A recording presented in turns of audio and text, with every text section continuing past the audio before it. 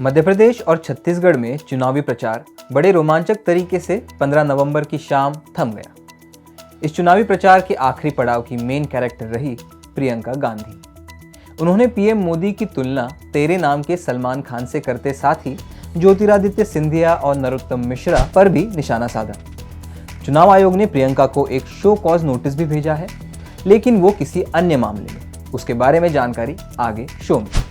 इसके अलावा जानेंगे कि क्यों राजस्थान के कन्हैयालाल तेली के बेटे ने कहा कि मेरे पिता की मौत पर राजनीति नहीं, इंसाफ चाहिए।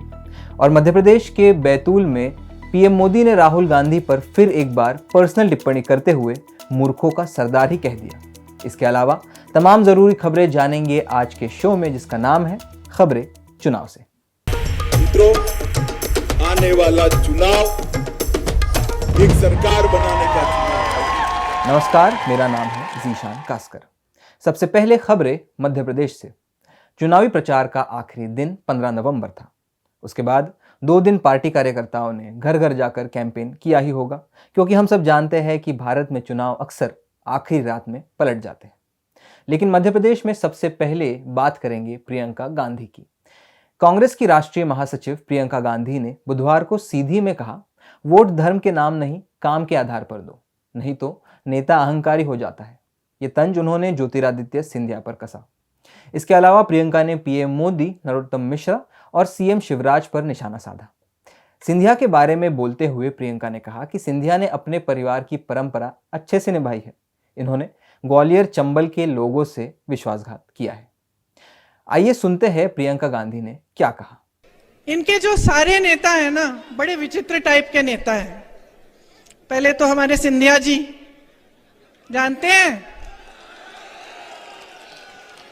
मैंने उनके साथ यूपी में काम किया। अब क्या है,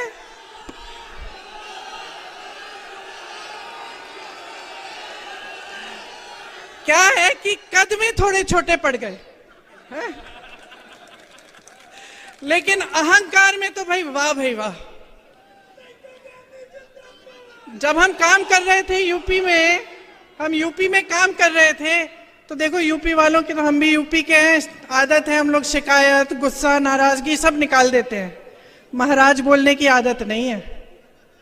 लेकिन भैया उनके पास जो भी कार्यकर्ता जाता था, कहते हैं दीदी कि हम क्या करें, महाराज महाराज कहना पड़ता है, हमारे मुंह से नहीं निकलता तो फिर कुछ काम ही नहीं होता हमारा।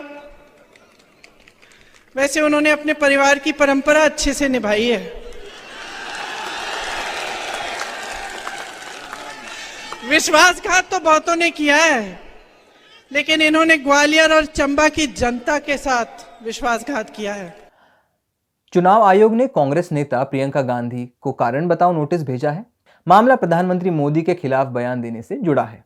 दरअसल प्रियंका गांधी ने 9 नवंबर को एक चुनावी सभा में कहा था कि मोदी जी, जो ये BHEL था, जिससे हमें रोजगार मिलते थे, जिससे देश आगे बढ़ता रहा, इसका आपने क्या किया, किसको दे दिया, आपने बड़े बड़े उद्योगपति मित्र को क्यों दे दिया।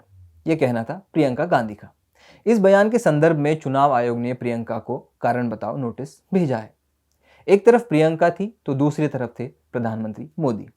पीएम मोदी ने मध्य प्रदेश चुनाव प्रचार के आखिरी दिन राहुल गांधी को मूर्खों का सरदार कहा। उनके भाषण में उन्होंने भाजपा के प्रमुख मुद्दे ही उठाए, जैसे कि ट्रिपल तलाक, राम मंदिर वगैरह वगैरह। इसके अलावा पीएम मोदी ने राहुल पर टिप्पणी की। आइए सुनते हैं उन्होंने क्या कहा। मैंने सुना कल एक महाज्ञानी कांग्रेस के कह रहे थे कि भारत के पास, यहां के सब लोगों के पास made in China mobile phone होता है। एक महाज्ञानी कांग्रेस के कह रहे थे कि आप सबके पास made in China mobile phone होता है। अरे मूर्खों के सरदार, किस दुनिया में रहते हैं ये लोग? कांग्रेस के नेताओं को अपने देश की उपलब्धियां न देखने की मानसिक बीमारी हो गई है। पता नहीं विदेश के वो कौन से चश्मे पहने हैं कि उनको देश की स्थिति का पता ही नहीं दिखता है। आज भारत दुनिया में सच्चाई क्या है? आज भारत दुनिया में मोबाइल फोन का दूसरा सबसे बड़ा निर्माता है। जब कांग्रेस केंद्र सरकार में थी तो भारत में हर साल 20,000 करोड़ रुपए से भी कम के मोबाइल फोन बना करते थे। आज भारत में 3.5 लाख करोड़ रुपए से ज्यादा के मोबाइल बना करते हैं। राजनेताओं की टिप्पणियां चलती रहेगी, लेकिन एमपी में आखिरी के 2 दिनों में कुछ ऐसा हुआ जिससे भाजपा की समस्या बढ़ गई है। पिछले हफ्ते वायरल हुए केंद्रीय मंत्री नरेंद्र तोमर के बेटे के वीडियो में अब एक नया खुलासा हुआ है। मध्य प्रदेश विधानसभा चुनाव से पहले एक व्यक्ति ने एक नया वीडियो जारी किया है जिसमें वो खुद को वीडियो में देवेंद्र प्रताप सिंह से बातचीत करने वाला दूसरा व्यक्ति बता रहा है। उसने कहा है कि वीडियो में दोनों ने करोड़ों रुपयों के लेने की पुष्टि की है। इस बारे में भाजपा और देवेंद्र प्रताप सिंह ने इन वीडियोस को फर्जी बताया है, जबकि कांग्रेस जांच करने की मांग कर रही है। नए वीडियो में बातचीत करने वाले ने अपना नाम जगमनदीप सिंह बताया है और कहा कि उसका कनाडा में घर है। उसने कहा कि वो कनाडा में गांजा और भांग की खेती करता है। देवेंद्र प्रताप सिंह को भी गांजा और भांग की खेती करनी थी। उस समय देवेंद्र प्रताप सिंह ने गांजे की खेती करने की इच्छा भी जताई थी। वीडियो में शख्स देवेंद्र सिंह तोमर की पत्नी हर्षिनी का भी जिक्र कर उनके साथ उसकी चैट को दिखाता है। आगे कहता है कि उनके द्वारा 100 एकड़ जमीन बेनामी कंपनियों के नाम पर खरीदी गई है। द वायर इस वीडियो की पुष्टि नहीं करता, लेकिन चुनावी प्रचार के आखिरी दिनों में भ्रष्टाचार से जुड़ा ऐसा मामला सामने आना क्या भाजपा का एमपी में खेल खत्म कर देगा? देखना दिलचस्प होगा। आगे खबरें छत्तीसगढ़ से। पिछले हफ्ते छत्तीसगढ़ के प्रचार में राहुल गांधी का वर्चस्व रहा। राहुल ने पीएम मोदी के मूर्खों के सरदार वाले बयान पर कहा कि प्रधानमंत्री नरेंद्र मोदी जहां जाते हैं मेरे बारे में गलत प्रयोग करते हैं, गाली देते हैं, लेकिन मुझे कोई फर्क नहीं पड़ता। मेरा लक्ष्य है कि जितना पैसा मोदी उद्योगपतियों को देते हैं मैं उतना ही पैसा गरीबों, किसानों, छोटे दुकानदारों, बेरोजगारों को दूं। छत्तीसगढ़ में पहले से राहुल ने जाति जनगणना का ऐलान किया है। इसी हफ्ते भी अपने भाषण में छत्तीसगढ़ में पिछड़ों के हित की बात की। उन्होंने कहा, पिछड़ों की इस देश में कम से कम 50% आबादी है। हम जो वादे कर रहे हैं उसका लाभ 50% को फायदा मिलेगा। बीमा योजना हजारों करोड़ों रुपयों पीएम मोदी ने 16 बड़ी कंपनियों को दी है जहां कोई ओबीसी, दलित, आदिवासी काम नहीं करते। ऐसा कहना था राहुल गांधी का। राहुल गांधी ने आगे कहा कि मैंने जब जाति जनगणना करने की बात कही उस दिन से मोदी जी ने मुझे गाली देना शुरू कर दिया है। वो पहले कहते थे मैं ओबीसी हूं। इस बार छत्तीसगढ़ में कांग्रेस पार्टी किसानों को गारंटी पर चुनाव लड़ रही है। राहुल के बाद आते हैं भाजपा की तरफ। छत्तीसगढ़ में भाजपा ने पहले दिन से प्रचार को सांप्रदायिक रंग देने का प्रयास किया। वो हेमंत बिस्वा शर्मा का मंत्री अकबर पर किया हुई टिप्पणी हो या कुछ और, इस सांप्रदायिक रंग को आखिरी दिनों में और गाढ़ा किया अमित शाह ने। बेमेतरा, जांजगीर और कोरबा की जनसभाओं में गृहमंत्री अमित शाह ने वोटों के ध्रुवीकरण की कोशिश की। उन्होंने बिरनपुर हिंसा और बेमेतरा को लव जिहाद का केंद्र बताया। उन्होंने भविष्य में भाजपा सरकार के आने पर भुवनेश्वर के हत्यारों को चुन चुनकर जेल भेजने का वादा किया। उन्होंने भूपेश सरकार पर भ्रष्टाचार का भी आरोप लगाया और बताया कि बीजेपी सरकार आएगी तो हर तरह से उन्हें वसूला जाएगा। उन्होंने महादेव ऐप के संबंध में भगवान को बदनाम करने का भी आरोप लगाया। बता दें कि करीब 6 महीने पहले यानी 18 अप्रैल 2023 को 2 धर्मों के गुटों के बीच झगड़ा हुआ था जिसमें भुवनेश्वर साहू की हत्या कर दी गई। पुलिस के मुताबिक एक बच्चे से मारपीट के बाद 2 समुदाय के बीच तनाव बढ़ गया था। झगड़ा बच्चों की लड़ाई से शुरू हुआ था और बाद में इसमें बड़े भी कूद पड़े थे। भुवनेश्वर के पिता को भाजपा ने टिकट दिया। प्रचार के दौरान अमित शाह ने कहा, छत्तीसगढ़ में ना जाने कितने भुवनेश्वर साहू शहीद हो गए, लेकिन बघेल सरकार के माथे पर एक शिकन तक नहीं आई। ऐसा कहना था गृहमंत्री अमित शाह का। इसके अलावा अमित शाह ने भूपेश सरकार पर भ्रष्टाचार के आरोप लगाए और छत्तीसगढ़ को कांग्रेस की एटीएम मशीन कह दिया। एक तरीके से देखें तो छत्तीसगढ़ में इस बार चुनाव भाजपा ने सांप्रदायिक मुद्दों पर ही लड़ा है। आखिरी दिनों में हेमंत बिस्वा शर्मा ने कहा कि छत्तीसगढ़ में धर्म परिवर्तन का बाजार खुला है।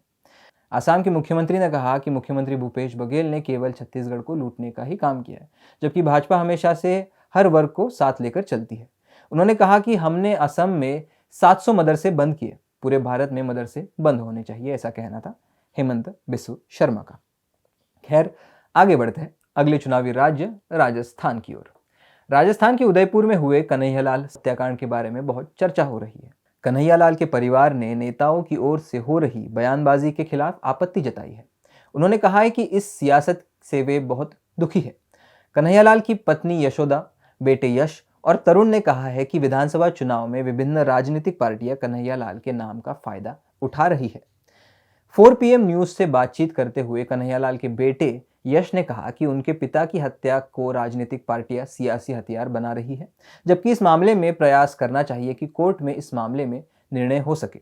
उन्होंने सवाल उठाते हुए कहा कि NIA क्यों फास्ट ट्रैक कोर्ट की तरह फांसी नहीं दिलवा पा रहा।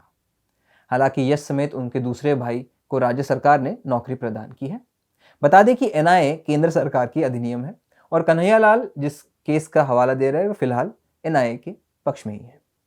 चुनावी प्रचार के दौरान PM मोदी ने कन्हैयालाल की केस का जिक्र बार बार किया। अशोक गहलोत ने भी इसका जवाब दिया, लेकिन इस सबके बीच कन्हैयालाल के परिवार की बात पर ही सबसे ज्यादा जोर देना पड़ेगा। इस बयान के बाद क्या अब इस मुद्दे से जुड़ी राजनीति खत्म होगी, देखना दिलचस्प होगा। आगे बढ़ते हैं। राहुल गांधी ने गुरुवार को राजस्थान में विधानसभा चुनाव के प्रचार के लिए पहुंचकर कांग्रेस के एकजुट होने का संकेत दिया। जयपुर में मुख्यमंत्री अशोक गहलोत और कांग्रेस नेता सचिन पायलट के साथ मिलकर वो दिखे। राहुल ने इस मौके पर कहा कि हम सिर्फ साथ मिलकर नहीं दिख रहे बल्कि हम एकजुट भी हैं। उन्होंने ये भी जताया कि कांग्रेस एकता में रहेगी और चुनाव जीतेगी। राजस्थान में 25 नवंबर को विधानसभा चुनाव होने वाले हैं। वहीं दूसरी ओर राजस्थान में भाजपा ने रमेश बिधूड़ी को उतारा है और उनकी प्रतिमा को बिल्कुल सहज बिधूड़ी राजस्थान में बयानबाजी भी करते नजर आए। दिल्ली से सांसद बिधूड़ी ने प्रचार सभा में कहा कि टोंक पर हमास जैसे आतंकवादी नजर गड़ाए बैठे हैं और आगे कहा कि यहाँ एक्सीडेंट में अगर कोई विशेष समुदाय का मारा जाएगा तो उसके परिवार को नौकरी और 50 लाख रुपए दिए जाते हैं, जबकि दूसरी ओर किसी बेकसूर कन्हैयालाल की हत्या कर दी जाती है तब भीख के रूप में 5 लाख रुपए दिए जाते हैं। बता दें कि कन्हैयालाल की हत्या का राजनीतिकरण किए जाने के ऊपर से उनके परिवार ने आपत्ति जताई थी। अब राजस्थान चुनाव से जुड़ी एक महत्वपूर्ण सूचना। द वायर की सीनियर एडिटर और एंकर आरफा खानूम शेरवानी फिलहाल राजस्थान के रामगढ़ में मौजूद है और वहां से उन्होंने एक अपनी ग्राउंड रिपोर्ट भी पब्लिश की है। आइए देखते हैं उनकी ग्राउंड रिपोर्ट में लोगों ने क्या कहा। काम भी करवाया, सड़क उड़क सारी सब सुविधाएं हमारी करवाई हैं। कांग्रेस सरकार बढ़िया है। आपका क्या नाम है? मनोज कुमार। मनोज जी, आप ये बताइए माहौल कैसा लग रहा है राजनीतिक? राजनीति माहौल सरकार इस पर सरकार तो नहीं आएगी इस साल। हाँ हाँ वापसी नहीं होगी? नहीं, कांग्रेस तो वापसी नहीं होगी इस साल। वोट आप कांग्रेस को देते हैं, बीजेपी को देते हैं? पहले हम मतलब कांग्रेस को देते थे, जब से हर हर मोदी हुआ है तब से जय बीजेपी जय। फिर से वापस आ गए कांग्रेस में? हाँ कांग्रेस अब गहलोत सरकार अच्छी सरकार है। अच्छे फ़ोन उन भी बांटे, स्मार्टफोन दिए सभी लेडीज़ों को।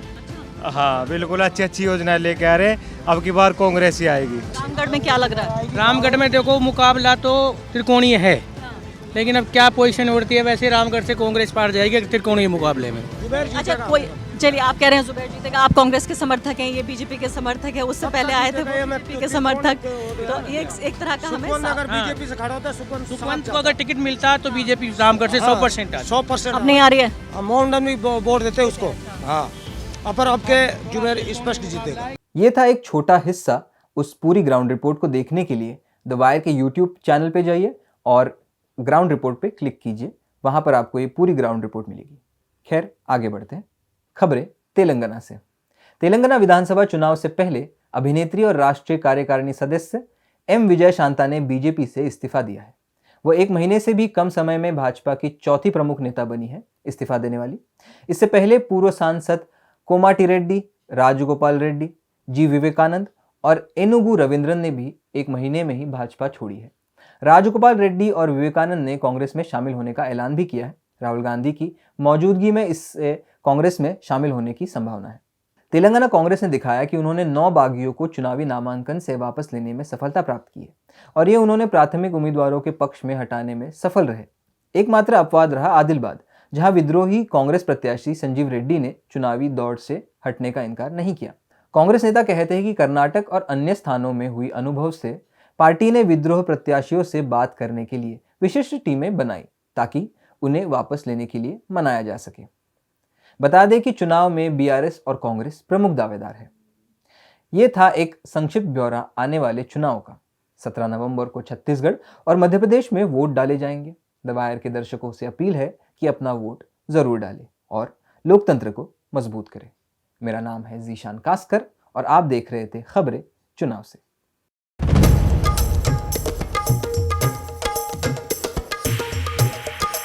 पहले हम गुजरात से मुकाबला करते थे, अब हम मैं समझता हूँ पीछे नहीं हैं, काफी आगे बढ़ चुके हैं।